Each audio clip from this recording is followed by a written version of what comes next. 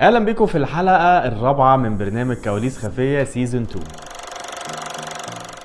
هنتكلم على شخص مهم جدا، والشخص ده هو اللي بيدير كل حاجة موجودة في العمل.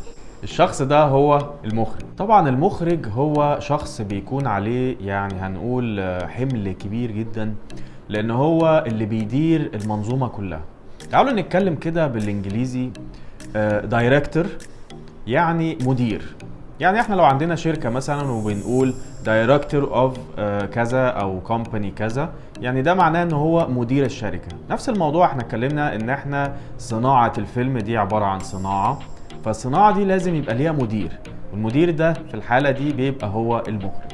المخرج بيكون معاه طبعا فريق عمل كبير جدا من مساعدين الاخراج. طبعا هو كل الناس اللي بتبقى موجودة في اللوكيشن بتبقى شغالة تحت توجيهاته. مش توجيهاته عشان هو يعني شخص نرجسي او كده، لا، بس هي الفكرة ان هو بيبقى شخص عنده فكر معين، وبيبقى شايف الورق لما بيبقى مكتوب كسكريبت لحد ما يخلص ويتحقق ان هو يبقى عبارة عن صوت وصورة.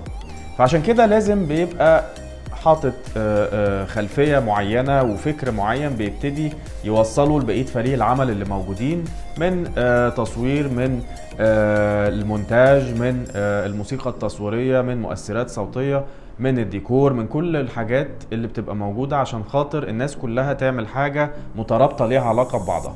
مساعدين الإخراج اللي بيبقوا موجودين بيبقى كل واحد مسؤول عن حاجة معينة. يعني مثلا على سبيل المثال في واحد بيبقى مسؤول عن الجزء اللي ليه علاقة بالسكريبت اللي بيتقال، في واحد بيبقى مسؤول عن الديكورات اللي بتبقى موجودة، في واحد بيبقى مسؤول عن الحركة نفسها اللي هتحصل، في واحد بيبقى مسؤول عن الملابس.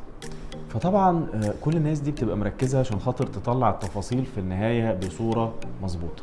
طبعا المخرج قبل ما بيبتدي يصور بيعمل حاجة اسمها ديكوباج. الديكوباج ده بيبقى عبارة عن شكل العمل على الورق، ديكوباج او ستوري بورد.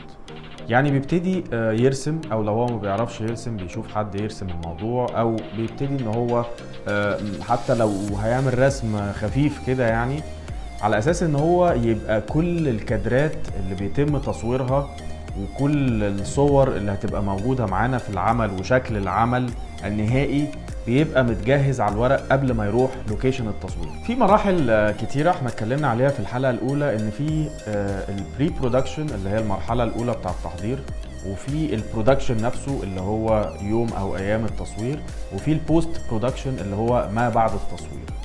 طبعا المخرج بيبقى موجود في الثلاث مراحل دي، وفي المرحلة الاولى بيبتدي يجهز الورق. لما بيبتدي يقعد مع السيناريست يفهم ابعاد الشخصيات وابعاد الموضوع اللي احنا بنتكلم عليه، بيبتدي يقعد مع المنتج يشوف الميزانية اللي محطوطة، لان طبعا ممكن السكريبت مثلا يبقى فيه حادث عربية.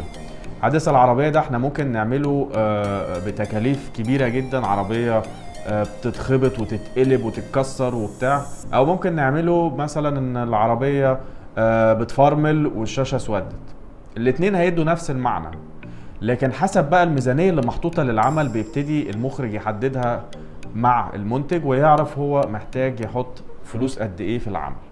وبيبتدي يقعد بقى مع مدير الانتاج. مدير الانتاج بيبتدي يفنط كده، احنا معانا مبلغ ايا كان الرقم ايه اللي محطوط، نبتدي نشوف بقى مثلا هنحط ممثلين هياخدوا فلوس اجور قد كده، مخرج هياخد قد كده، مساعدين الاخراج هياخدوا قد كده، مدير التصوير، كل الناس بقى الفريق العمل، لحد ما الميزانية تبقى خلصانة، ان يبقى كل الناس واخدة حقوقها، معمول حسابهم في العملية الانتاجية. البرودكشن اللي هي المرحلة التانية بيبتدي ان احنا نصور. طبعا بيبقى التصوير يوم او ايام حسب بقى تم الاتفاق ايه مع الاستوديو اللي هيصور فيه، او مع المعدات اللي هنأجرها، او الكلام ده كله.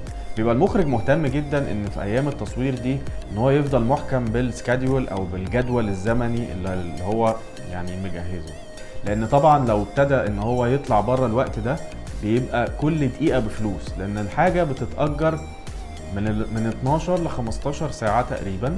فطبعا اكتر من كده ده بيتحسب يوم جديد، بيبقى بتكلفة جديدة، فطبعا مشكلة كبيرة، من بقى لوكيشن، من ناس شغالة، من ايجار معدات، الكلام ده كله. نيجي بقى عند مرحلة البوست برودكشن، وهي المرحلة الأخيرة. المرحلة دي مهمة جدا لاني كل حاجة بتبتدي تتجهز فيها. عارف زي مثلا لما يبقى عندك تخش تطبخ مثلا، بتلاقي لحمة ورز وملح وفلفل وطبق هنا وحلة هنا وحاجات كتيرة قوي. وبعدين في الاخر بعد ساعة ونص بعد ما تخلص طبيخك بتجمع الحاجات دي كلها لحد ما تعمل طبق واحد. نفس الحكاية في المونتاج او البوست برودكشن.